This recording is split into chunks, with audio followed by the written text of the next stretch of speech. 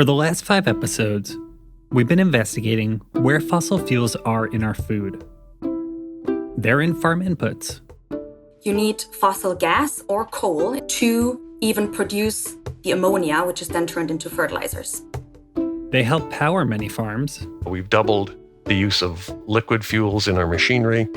And we find them throughout the supply chain, in processing, packaging, and transport. I think the more important question is, where aren't plastics in the food system? After processing and packaging, the second largest energy user in the food system is much closer to our homes. It's in how we cook and how we store our food. This is Fuel to Fork, a podcast that exposes the fossil fuels in our food and imagines a future without them. I'm your guide, Matthew Kessler. This series is powered by IPES-Food, the International Panel of Experts on Sustainable Food Systems, Table, and Global Alliance for the Future of Food. Episode 6: Fossil Fuels in Our Kitchens.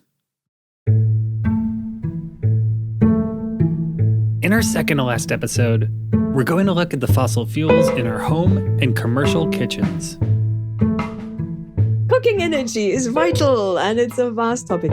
I very often get the comments like, that is the biggest problem I was completely unaware of. And since many fossil-free solutions require renewable energy, we talk about the opportunities and costs of transitioning our grids to power our food system, and the massive scale of that challenge. Imagine Niagara Falls gushing water for an hour and 41 minutes every day. And that would be how much oil is produced globally every day. Part 1: Cleaner Cooking. Each year, 2.4 billion people rely on polluting fuels to cook and heat their homes, leading to over 3 million premature deaths caused by household air pollution. We're first going to unpack what's a clean cooking fuel, which sounds like a simple enough question, but turns out to be pretty complicated. Okay, I'm Christa Roth. I'm a co-founder of the Cleaner Cooking Coalition, an international NGO. What got you into this topic originally? I started working in a food security program, and we realized very quickly that food security is not only what goes into the pot, but especially also what goes underneath that pot. And that is when we started working on cooking energy, and it was a whole new world for me. Cooking requires heat, which is typically generated using a fuel source.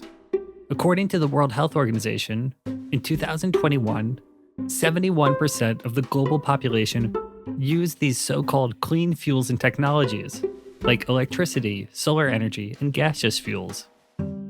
However, the remaining 29%, mostly in the low and middle income countries, relied on polluting fuels, the ones that contribute to household air pollution, pose health and climate risks, and exacerbate gender inequalities. As part of this Cleaner Cooking Coalition, we think that you cannot really classify a fuel as clean or polluting, because these are not inherent qualities to a fuel, but it always depends on how a fuel is burned and in which context it is being used. That's central to understanding this topic. Also central, there are no clean fuels, there are no clean stoves. That's a myth. Christa says that's because all cooking fuels involve some pollution, whether it's indoor air pollution or household air pollution, or upstream in the supply chain with how these fuels are extracted. So when we talk about a clean fuel, we're thinking about both the environmental and health impacts. Let's start with some Cooking Fuels 101. I don't know if you have heard about the energy ladder. There was this vision that you move from one fuel to the next and you upgrade yourself. So at the bottom rung of this energy ladder are solid fuels. That can be agricultural residues. Then there's firewood, then there's charcoal. These solid fuels are the least energy efficient. Then you go to liquid fuels, then you go to gas fuels, and then you go eventually to electricity. Christa says the original conception has been overhauled and doesn't fit well into different countries' cooking contexts. It's actually more a fuel shelf, because the user picks the fuel that is affordable, available, accessible, and appropriate for the task at hand. So both cooking with electricity and cooking with liquefied petroleum gas, or LPG, which is typically stored in a gas cylinder, are considered clean fuels by the World Health Organization. But yet again, there is no clean fuel. LPG is by default a fossil fuel, which directly contributes to global warming when combusted under a pot. But also the whole supply chain of the LPG has a large climate footprint because you need the production of the cylinders, the production of the gas itself, the refining, the transportation of the cylinders.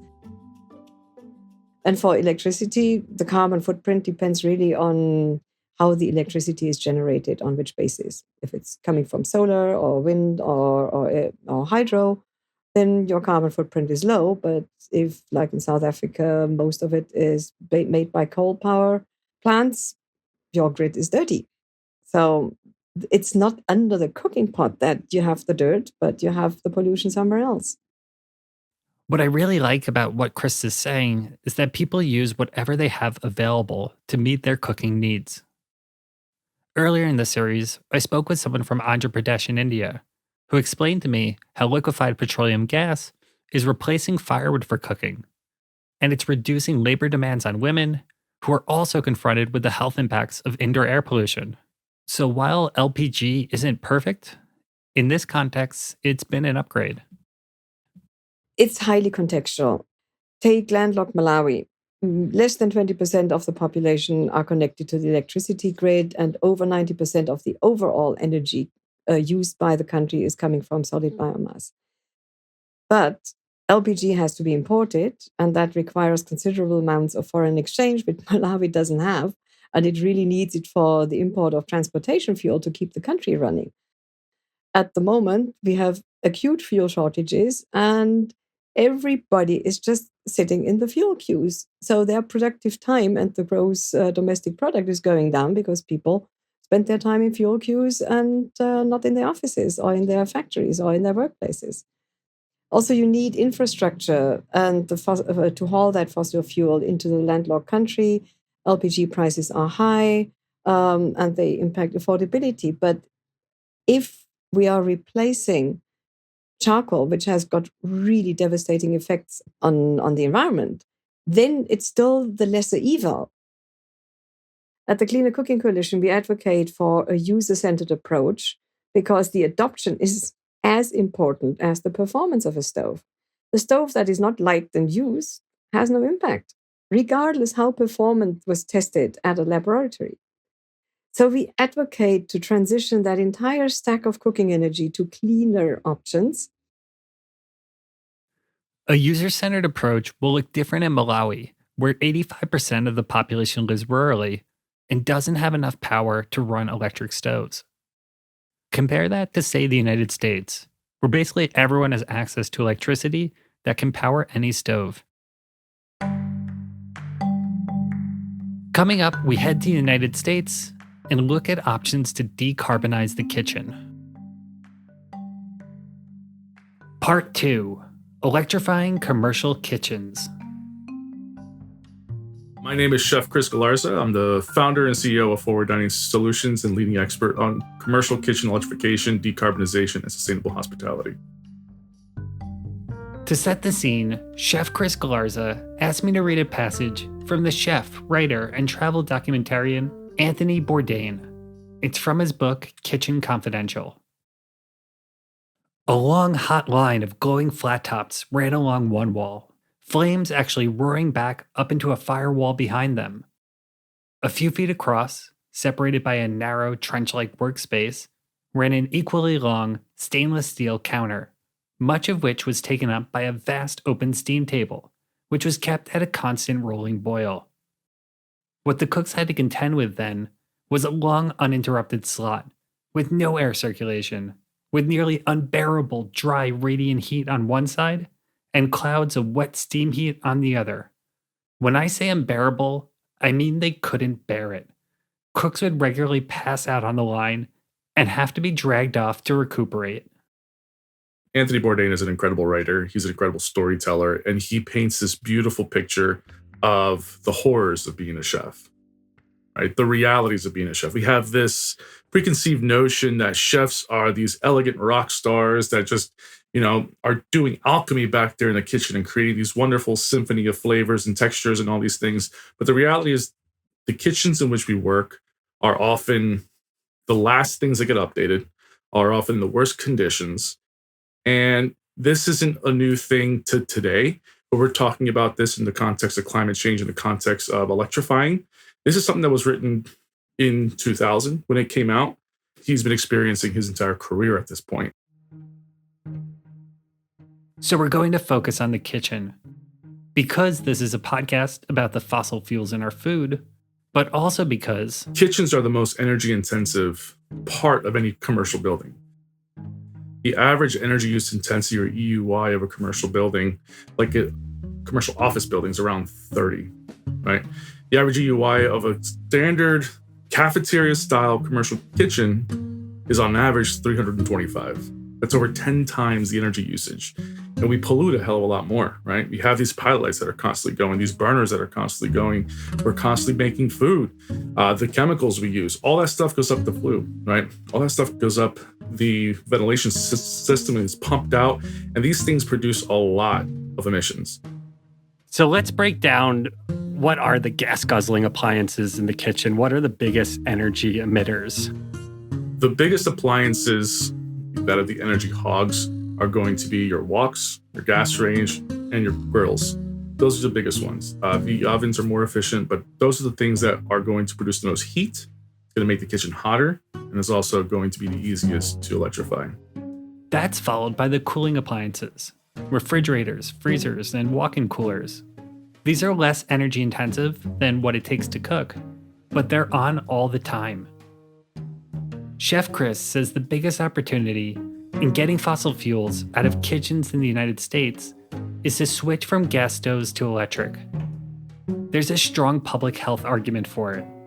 Indoor air pollution from gas stoves significantly increases the risk of asthma and other respiratory problems, especially among children in the US.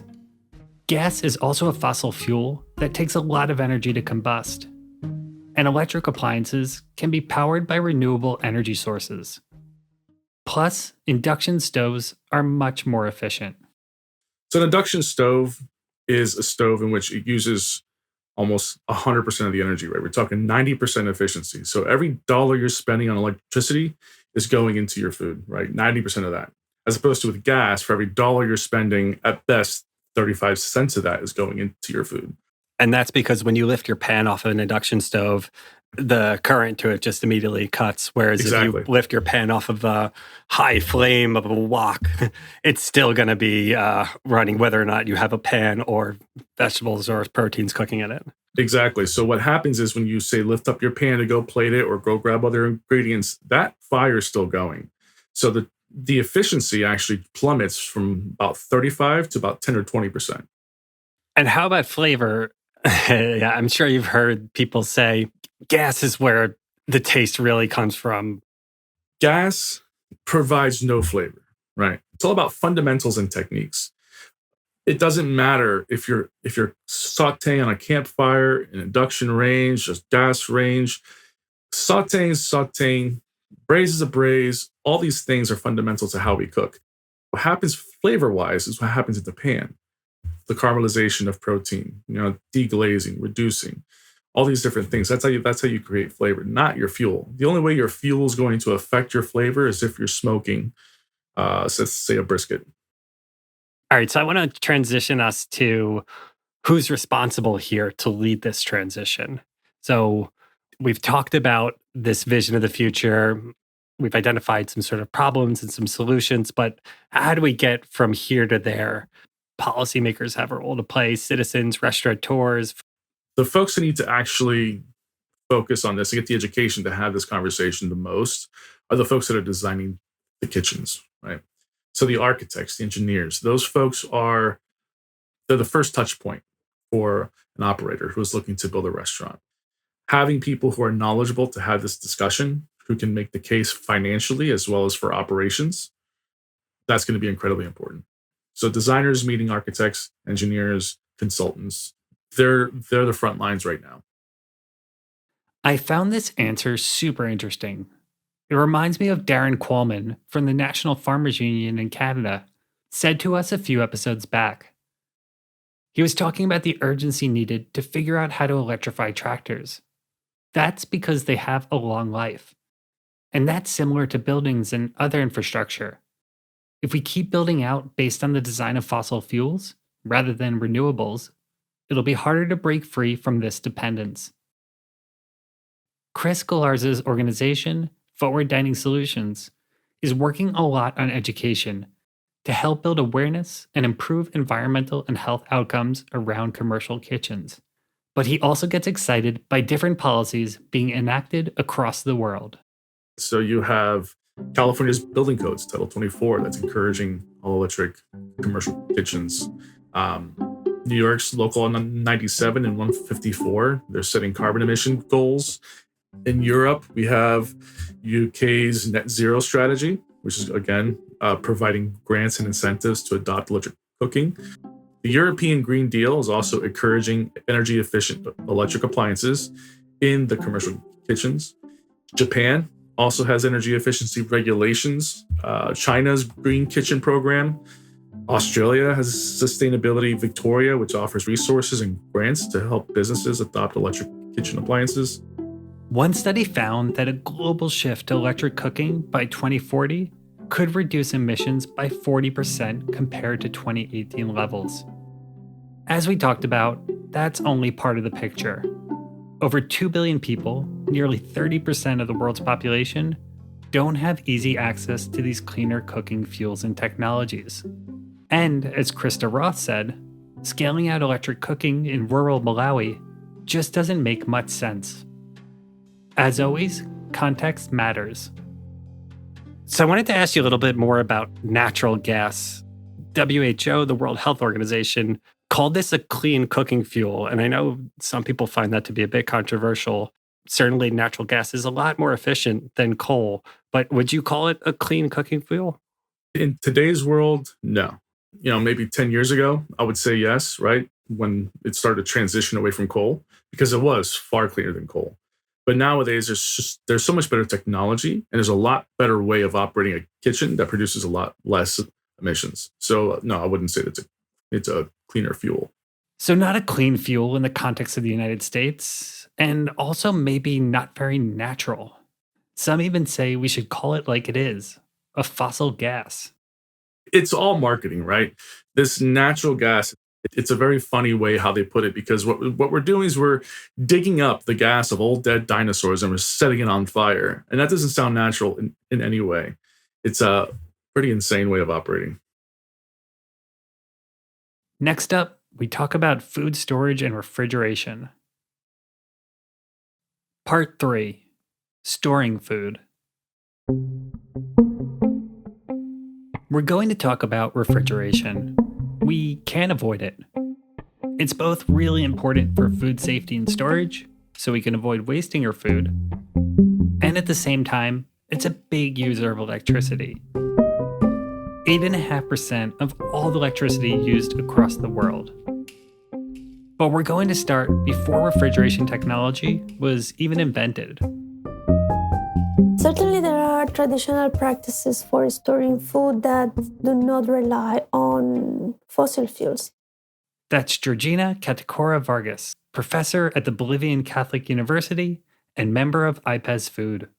In my country, in the Andean region, for instance, potato is dehydrated using traditional techniques, and that dehydrated potato can last years. And this is very important for securing food for people. Grains and pulses are dried products with an incredibly long lifetime. So drying food is a great answer to the question, how do we extend a food shelf life? But that's not the only way. There's smoking foods, fermenting foods, and storing your harvest in root cellars, underground chambers that keep crops viable longer in a cool and dark environment. There are other systems storing recently harvested potato in artisanal structures made with the traditional grass around the natural waters, for instance. but I am not sure how scalable they can be. This is crucial for the globalized food system that we live in. Are these technologies scalable? So I do believe it's very also important to recognize that we cannot avoid using the energy produced by either fossil fuels or the so-called alternative sources of energy to store food. Having those facilities are particularly very important for those food systems where small-scale farmers and other rural producers of food are.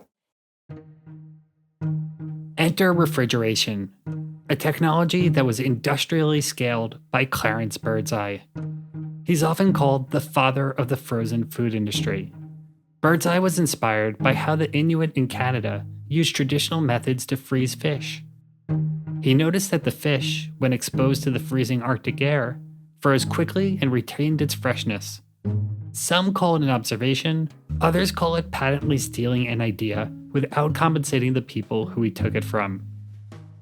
This observation led him to develop a quick freezing process in the 1920s and 30s, a breakthrough that still plays a central role in food preservation today.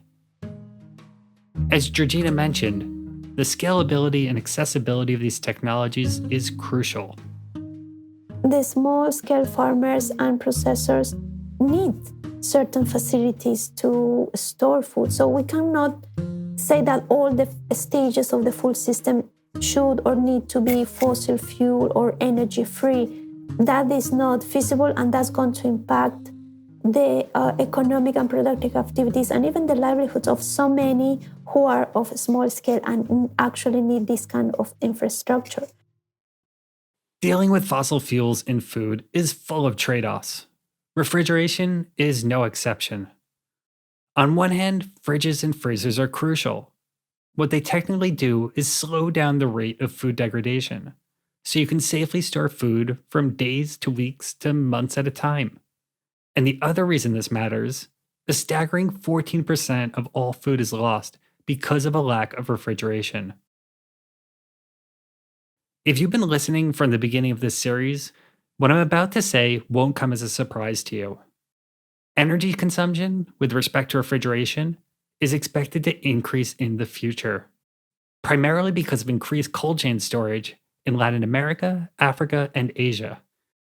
And if you go back to the middle of the 20th century, this expansion of the cold chain in the United States literally transformed its food system. Once consumers started buying their own freezers and refrigerators, everybody wanted frozen meals and frozen vegetables. Errol Schweizer, retail expert, self-described grocery nerd, and member of IPES-Food. And so you look at something like ice cream or beer, whereas ice cream was usually consumed fresh. Now ice cream could be packaged and sold and shipped and distributed. Beer may be sold in bottles, but usually you get beer down at the pub. Now it could be canned and can be sold in packs of cans. This gave rise to the processed food industry. Errol laid out this whole story in the last episode. What I want to bring to your attention here is that despite how energy intensive and polluting these refrigerators are, even if they run on renewable electricity, refrigerants generate incredibly potent greenhouse gases. It's really hard to imagine a life without them today. At least where I live in Sweden, new homes are designed with a dedicated space for them, often quite large ones. The notion of us being critical of refrigeration is important in terms of looking at the energy usage. We need to look at scaling back unnecessary uses for refrigeration, like maybe we need to stop selling so many carbonated beverages in coolers. We need to look at necessary usage and ambient temperature-controlled storage to manage the inventory of products that will be used in these alternate supply chains. Errol wants us to reduce our reliance on fossil fuels.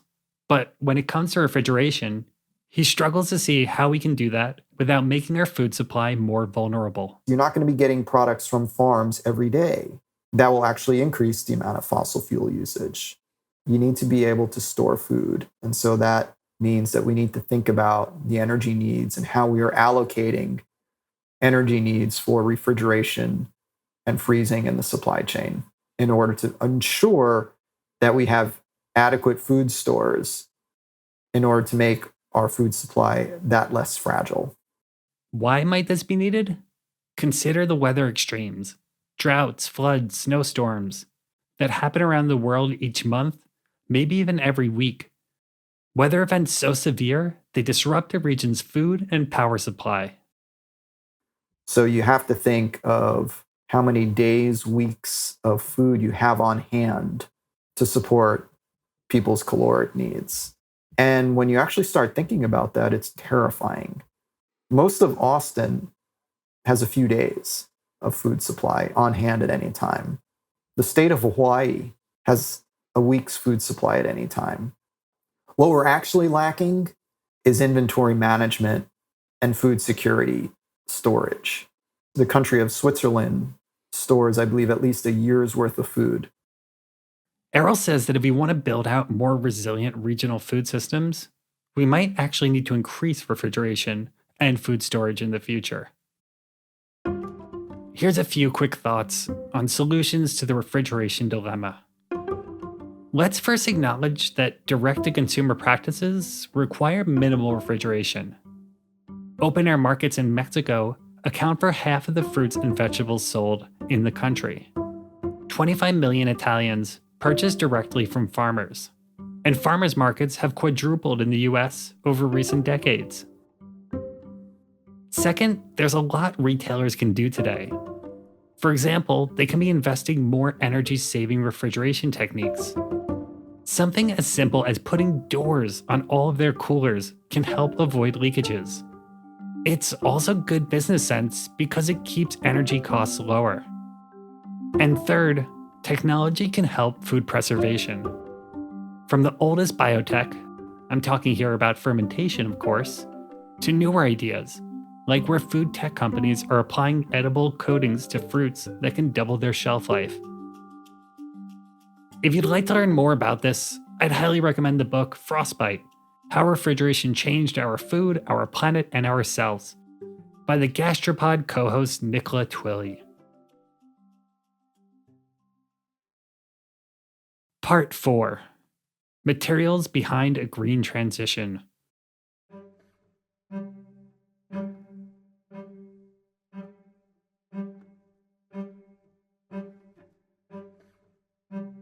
Managing farms in ways that require fewer fossil-based fertilizers and pesticides, and eating more whole foods and fewer ultra-processed foods. We've also talked about greening today's industrial food system, replacing the gas that powers food processing plants with renewable energy, electrifying food transport, creating fossil-free fertilizers. Each of these solutions requires a shift from dirty energy to clean, from oil and gas to wind, solar, hydro, geothermal, nuclear. That's a lot harder than just flipping a switch, swapping out a dirty plant with a clean one. You have to build out the physical connectivity to transfer that energy across a continent. There are aspects of the fossil fuel system that are relatively easier to address. That's researcher Gabe Eckhouse. I'm a Marie Curie Fellow at Uppsala University in the Geography Department, where I lead a EU-funded research project called Materializing Renewable Capital. I talked to Gabe about what it would take to power our food system using renewables. So, for example, the majority of coal burning and the majority of natural gas goes towards electricity. And that is something that we can substitute more or less. It's a question of course, economics, of politics, of how we mobilize the capital to ensure that happens in a swift and just way. But it is definitely technically feasible. Technically feasible? That's great. But just how big is the fossil fuel industry that we're working to phase out? To give a sense of just the scale of oil production, Gabe asked me if I've been to a waterfall in my home state of New York. Have you ever been to Niagara Falls?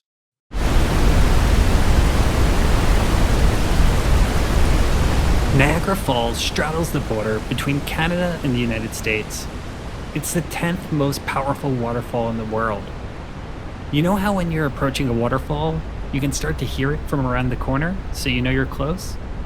With Niagara Falls, on a still day, you could hear the falls from 20 miles or 32 kilometers away. I did this calculation. Niagara Falls has an average flow of about 1 million barrels of water every minute.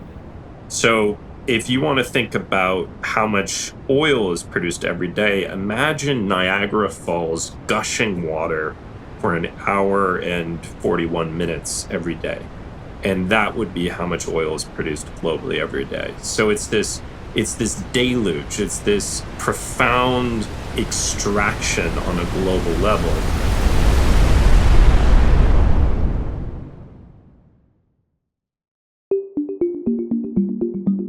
In order to reduce fossil fuel dependence, there are two key strategies. One, address the demand side. So that would be to reduce consumption, waste, cut back on our excesses.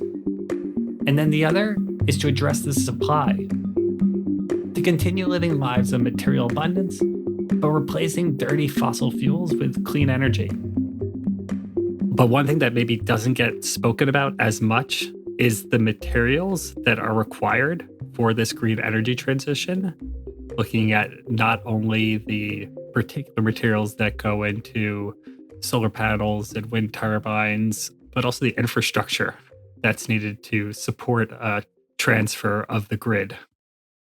If we're talking about the minerals needed for the transition, well, the United States Geological Survey currently posits, I think, something like 50 minerals as being so-called critical minerals. And so there's a real diversity of materials that's being used here. And the more you look into it, the more you realize that with each of these materials, too, there are different aspects to the supply chain. Lithium production, essential for batteries, looks different across the world. In Australia, it's done with traditional mining. In South America, it's produced with brine extraction. Each landscape has different labor practices and environmental impacts. And this is true for all of the critical minerals. One of the more recent issues, for example, is the world of copper, where there's great concern that the supply of copper in the next 20 years will not really rise to meet the demand. Copper is everywhere in renewables. It's required for the production of onshore and offshore wind. It's a part of solar panels. It's in turbines, generators, transformers, inverters, electrical cables. And the production of it has been linked to environmental and human rights violations, including the forced displacement of communities for mining operations in countries like Chile and the Democratic Republic of Congo. It's also been linked to water contamination, air pollution, and deforestation. Gabe mentioned there's a concern among some that copper demand may be higher than what we're capable of producing in the future. One of the reasons some are sounding the alarm on this is because it takes a long time to get a new copper mine operational. The average time it takes to produce a new mine has now increased to something like 13 years. 13 years to get a mine going. That is a very long time. For example, we both live in Sweden, and, last year there was a discovery of some significant rare earth deposits in the north of Sweden. That's very excellent. There's some potential there, but the actual production from those mines will take decades likely to get going. And so I think that's another issue that people need to be aware of, is that there's a huge difference between physically having these resources somewhere on the earth and actually mobilizing the capital, labor, and resources over an extended period of time to actually begin producing them. So it's important that we don't look at the extraction of minerals as being sort of a magical process. It's a very dirty one. Again, technically feasible, but politically, economically, these are question marks. As is whether these are actually just solutions. So who lives on the land that's being mined to extract these minerals? Indigenous and peasant peoples are disproportionately impacted here. Over half of the mineral resource base needed for this energy transition is located on or near the lands of indigenous and peasant peoples. This is why even the green energy concept must be decolonized. We don't want to exchange one form of exploitation for another. Nnimmo Bassey, director of the Health of Mother Earth Foundation. Now, there's a tendency that by 2030, 2040, 2050, Europe, North America, Japan, Australia would have gone completely away from internal combustion engines. Nnimmo fears that Africa will become the dumping grounds of these polluting machines, and that there won't be a concerted global effort to scale out green energy. If you look at the last 5 years, 90% of the build-out of renewables is based in rich G20 countries.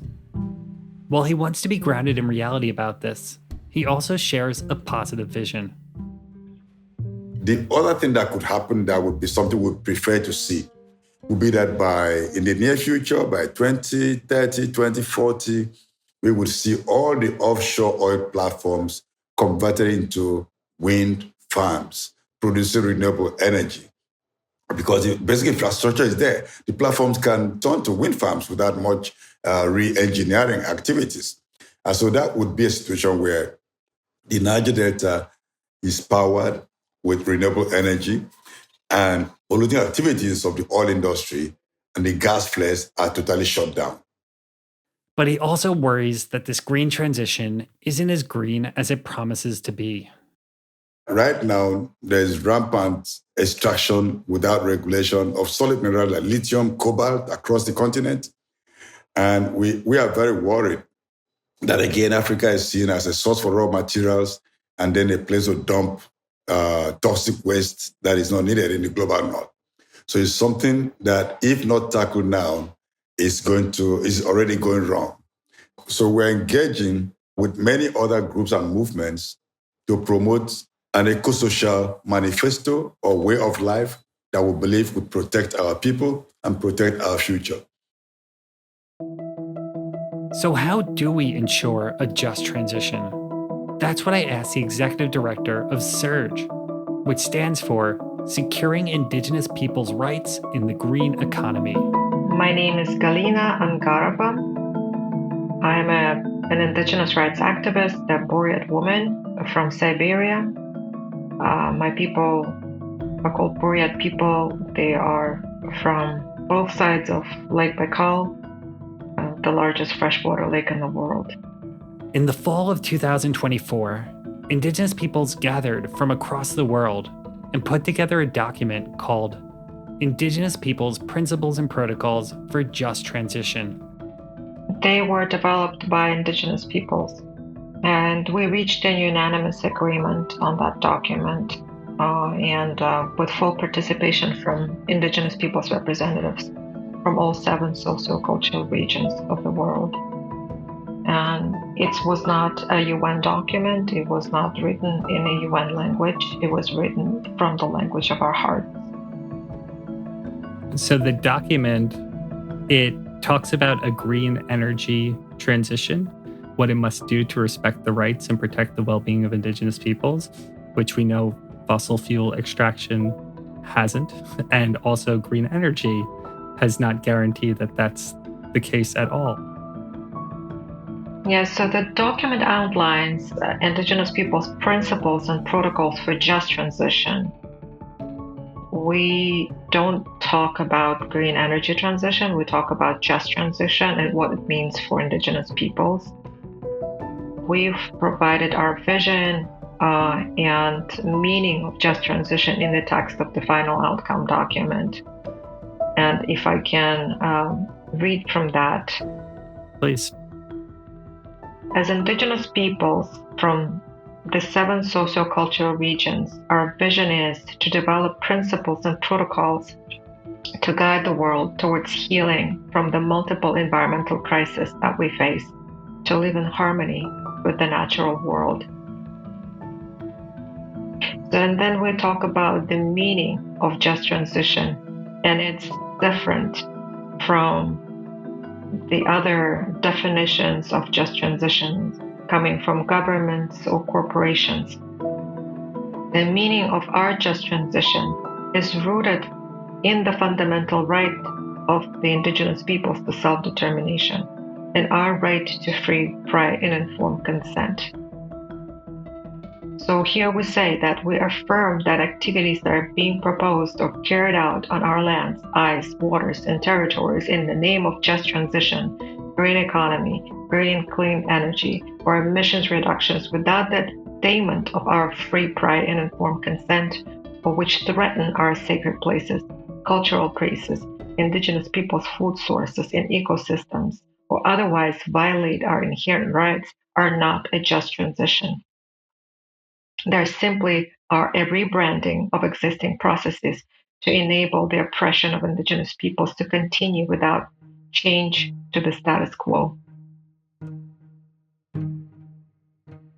The more I learn about this green energy transition, the more I realize how complicated it is. There's all the different critical minerals that need to be ethically harvested to build out the green energy infrastructure, and the scale of it is just absolutely massive. We're not just talking about adding a few new energy sources, some wind turbines here, some solar panels there. For example, to fully modernize and decarbonize the United States electrical grid by 2035, we need to build up to 10,000 miles or 16,000 kilometers of new high voltage transmission lines. That's equivalent to driving from New York to California and back to New York twice. And that's just the United States.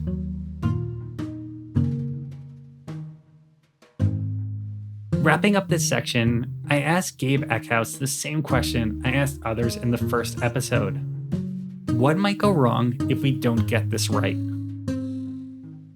The concern that I have is that given the current situation in which the world is headed not towards a renewable energy transition, but rather as sort of the addition of renewable technologies to the existing fossil fuel-based system, right? So the world is nowhere close to investing the amount of money that's needed, not just for a net zero transition, which is, basically at this point, a 2050 net zero transition is completely out of the question, or hard to really practically imagine. But even a kind of more moderate sustainable future is not being invested in. And so in this condition under which these investments are not being made, the question that I ask is, what is the character of the existing oil and gas system? Is the oil and gas system, which is right now central to forming prices globally, that is, there is no other commodity on earth that plays such a central role in influencing the cost of things. So, for example, the increases in oil and gas prices can very significantly increase food costs. Is the world headed towards a transition in which oil and gas will kind of phase out, becomes kind of cheap and unwanted, becomes sort of boring and stable? Or are we headed in a direction where during this period of kind of unrealized and indecisive transition, the oil and gas system is highly volatile, highly chaotic, and generally high in terms of its price, increasing over time? I squarely believe that the latter is what is happening already and will continue to happen. And the danger, especially when it comes to the question of food and people, is that the poorest people in the world become very negatively impacted by dramatic swings in the price of oil and gas, which of course are not new per se, but they've really intensified over the last 15 years and will likely continue that sort of volatility in the future.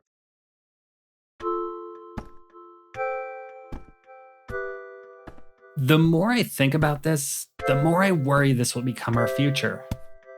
Last year, global renewable energy capacity grew by 50% compared to the year before, with the next 5 years projected to see record growth. That's promising, but it's important to note that 90% of this capacity is concentrated in wealthy G20 countries. Meanwhile, fossil fuel extraction hasn't slowed. It's at record highs. Take China as an example. Despite being the largest investor in renewable energy, it still relies on fossil fuels for about 70% of its own energy. And you can see some similar dynamics in the food system. There's increasing investment both into tweaking and making more efficient our global industrial food system, and you have organizations like the United Nations Food and Agriculture Organization supporting and promoting the scale-out of agroecological food systems. I totally understand the impulse to throw all the spaghetti at the wall and see what sticks. Our goal here is zero hunger. But that also means we're continuing to invest in systems that we know are harmful to human and environmental health. And that actually undermines the resiliency of the food system. Next week, in our final episode, we invite some of our guests to look back on the series. What did we learn? What are the pathways to a fossil fuel-free food system? And what are our next steps? I can describe parts of it. I think the reality is that none of us have ever experienced it. I definitely have my fossil fuel and food goggles on as well. Well, comrades, I think we need to talk about capitalism. We continue to do the wrong things in ways that will have very long-term consequences. A big thanks to all the guests you heard in this episode, and to you for listening. Please rate and review us wherever you listen to podcasts, and tell your friends, family, and colleagues about this series. This podcast was made possible by IPES-Food, the International Panel of Experts on Sustainable Food Systems, Table, and Global Alliance for the Future of Food. This episode was produced by Matthew Kessler, Anna Pascal, and Nicole Pita. Editing by Matthew Kessler.